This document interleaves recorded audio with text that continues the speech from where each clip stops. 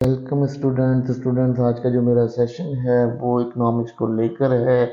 आज मैं इकोनॉमिक्स में बात करने जा रहा हूँ रिसोर्स अलोकेशन बाय प्राइस। यानी मेरा मतलब ये है कि जो हमारे पास वसाइल मौजूद होते हैं हम उससे कीमत के थ्रू किस तरह से यूटिलाइज करते हैं। अगर कीमत को देखते हैं तो हम किस तरह से उसको यूटिलाइज करते हैं। कीमत की मतलब में अगर हम देखें तो हम अपने रिसोर्सेज को कैसे यूटिलाइज करते हैं, इस पर हम आज डिबेट करेंगे और आज का हमारा सेशन इसके बारे में होगा और हम इसको डिस्कस करेंगे।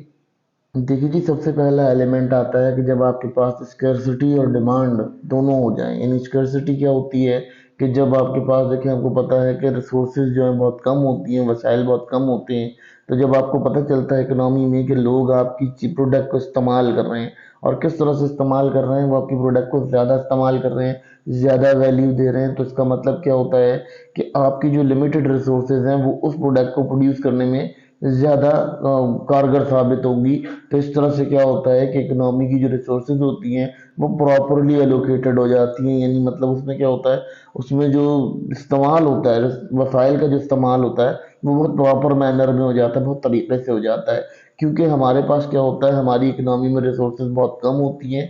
तो जब वो हमारा प्रोड्यूसर होता है वो ये देख रहा होता है कि उसकी चीज़ की बड़ी वैल्यू है, तो उसे प्रोड्यूस करता है क्योंकि उसे हाई इंसेंटिव्स चाहिए होते हैं, जैसा कि हमने लास्ट सेशन में बताया था। तो ये हाई इंसेंटिव्स के लिए इस तरह से इस डिमांड को यूटिलाइज किया जाता है। अब जो प्राइस का सेकंड काम है वो सप्लाई का सिस्टम है। क्या होता है कि जब प्रोड्यूसर को ये बात पता चल जाती है कि मेरी प्रोडक्ट की प्राइस हाई हो रही है, बढ़ रही है, ठीक है, तो वो क्या करता है, वो उसकी प्रोडक्शन ज़्यादा कर देता है। जब प्रोडक्शन ज़्यादा करता है तो उसकी वजह से क्या होता है कि मार्केट में उसकी गुड्स आना शुरू हो जाते हैं, जिससे उसको क्या होता है, उसको हाई इंसेंटिव होने लगता है, हाई प्रॉफिट मिलने लगता है, हाई रेवेन्यू मिलने लगता है। मगर वो क्या कर रहा होता है, वो एक तरफ से अपनी रिसोर्सेज को ज़ाया भी कर रहा होता है। और एक वक्त में वो रिसोर्सेज क्या करती हैं, वो रिसोर्सेज हमारी जो है स्कैरस हो जाती हैं। उसके अंदर जो है ऐसी यूटिलाइजेशन नहीं मौजूद होती कि हम जो है उसको यूटिलाइज कर सकें। तो बेसिकली प्राइस क्या करती है, प्राइस जो है वो अगर रिसोर्सेज को एलोकेट करने की बात करें तो प्राइस जो है वो इस तरह से डिस्टर्ब करती है रिसोर्सेज को।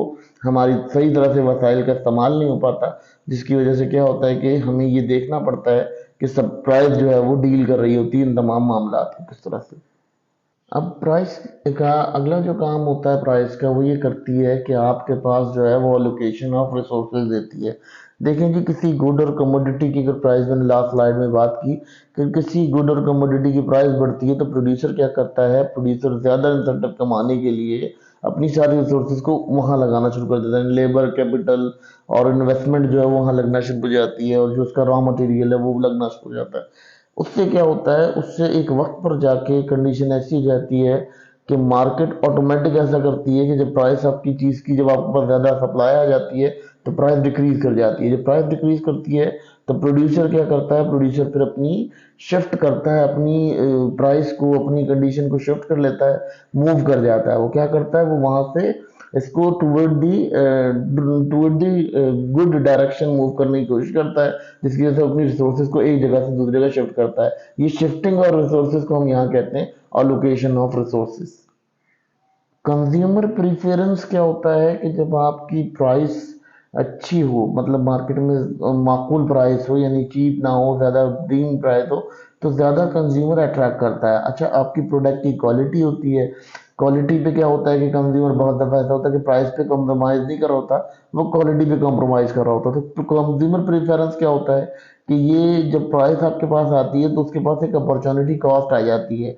जब वो कंज्यूमर क्या करता है, वो इस तरफ से खर्च, अगर किसी गुड पे सर्विस पे खर्च कर रहा है तो वो क्या करता है, वो किसी दूसरी गुड एंड सर्विस को भी यूज करने की कोशिश करता है ताकि उसका एक अल्टरनेटिव उसे मिल जाए। तो जो कंज्यूमर की प्रेफरेंस होती है, वो प्रेफर जिस चीज को करता है वो क्या है कि वो भी प्राइस से डील की जाती है, प्राइस उसको डील करती है, उसको जो है डिक्लाइन करती है। उसकी डिस्कशन जो है वो ये है कि कंज्यूमर जो है जिस चीज को प्रेफर कर रहा होता है वो उसको प्राइस बढ़ा रही होती है, और जिसको कम कर रहा होता है, जिसकी जिसकी इस्तेमाल को कम कर रहा होता है, उसकी प्राइस कम हो रही होती है। तो ये कंज्यूमर प्रेफरेंस कहलाता है।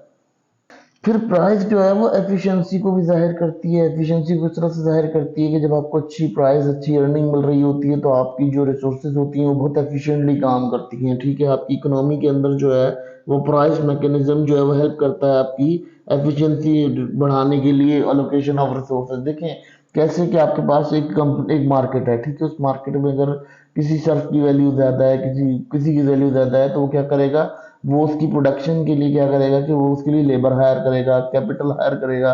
तो ये आपकी इकोनॉमिक एफिशिएंसी को बहुत ज़्यादा बूस्ट करेगी, क्योंकि जब आपकी प्राइस जो बढ़ जाती है किसी चीज़ की, तो प्रोड्यूसर क्या करता है, अपने मुनाफे के लिए वो मज़ीद उसके अंदर एंगेज होता है और मज़ीद उसको बढ़ाता है, क्या कोशिश ये करता है कि उसकी जो प्राइस है वो इंक्रीज कर जाए, बढ़ जाए। तो इससे क्या होता है, स्टूडेंट्स, इससे आपको ये समझ में आ जाता है कि जो इकोनॉमी है उसकी एफिशिएंसी भी प्राइस पर डिपेंडेंट होती है, और उसकी जो रिसोर्सेज की अलोकेशन है उसको भी प्राइस ज़्यादा अच्छे से डील कर रही होती है। यहाँ आप तमाम स्टूडेंट्स को ये सब बताने का मकसद यही था मेरा कि आप लोगों को एक चीज़ क्लियर हो जाए, एक कंसेप्ट क्लियर हो जाए, आप लोगों का एक बेसिक कंसेप्ट है उस कंसेप्ट को क्लियर किया जाए कि प्राइस बेसिकली इकोनॉमिक में करती क्या है, इकोनॉमिक्स में उसका रोल क्या होता है, बेसिकली वो रोल क्या प्ले करती है। देखें जी, प्राइस जो होती है वो प्रोड्यूसर क्या करता है, वो एक ऐसी कॉस्ट क्रिएट कर लेता है, कॉस्ट से ऊपर वो अपनी इंसेंटिव को लगाकर वो प्रोड्यूस कर रहा होता है। तो उस प्रोडक्शन की वजह से क्या होता है, उसकी जो इंसेंटिव होते हैं वो इंसेंटिव को कैलकुलेट करके प्राइस को लगाया जाता है। प्राइस और कॉस्ट में मैंने आपको डिफरेंस ये समझाया था कि कॉस्ट वो होती है जो उसके बनने पर खर्चा होता है, लेकिन प्राइस वो होती है जो उसको मार्केट में सेल आउट कर रहा होता है, ठीक है। तो इससे क्या होता है, इससे कंज्यूमर अपना रिसोर्सेज को सही से एलोकेट कर पाता है, अपनी एफिशिएंसीज को देख पाता है। और कंज्यूमर के पास क्या होता है, कंज्यूमर के पास को ये समझ में आ जाता है कि मैंने क्या क्या चीज़ों को प्रेफर करना है, मैंने किस तरह से चीज़ों को यूटिलाइज करना है, मैं किस तरह से चीज़ों को डील करूंगा। ये तमाम बातें जो है वो कंज्यूमर के लिए हो जाती है। कंज्यूमर और प्रोड्यूसर जो है, बूथ का कनेक्शन जो है वो प्राइस के ऊपर होता है। तो हमने यहाँ पर ये डिस्कशन की आपसे कि भाई प्राइस के, अगर प्राइस से देखा जाए तो रिसोर्स एलोकेशन कैसे हो सकती है, हम रिसोर्सेज को कैसे एलोकेट कर सकते हैं, प्राइस की मद में कैसे होगा। तो ये तमाम बातों को जो है डिस्कस हमने यहाँ इसलिए किया क्योंकि स्टूडेंट्स को समझ आ जाए कि हम जो बेसिकली इकोनॉमी पढ़ रहे हैं, economy deal basic in pillars पे करती है।